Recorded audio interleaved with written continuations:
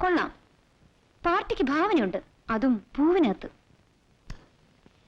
പുരുഷന്മാരുടെ ഒരു കാണാപ്പാടമാണല്ലോ ഈ പ്രയോഗം. എങ്കിലും നീ ഇത് വാങ്ങിക്കളഞ്ഞല്ലോടി. നീ ഏറ്റവും ഇഷ്ടപ്പെടുന്ന ഒരു വസ്തു ഒരാൾ തന്നിരിക്കട്ടെ, നീ ആണെങ്കിൽ എന്ത് ചെയ്യും? ഏറ്റവും ഇഷ്ടപ്പെടുന്ന വസ്തു, ഇഷ്ടപ്പെടുന്ന ഒരാൾ എന്നുകൂടി ചേർത്താൽ ഉത്തരം ഈസി. ഞാനാണേലും വാങ്ങും. എങ്കിലും പെട്ടെന്ന് അങ്ങനെ വാങ്ങാൻ പാടില്ലായിരുന്നല്ലേടി?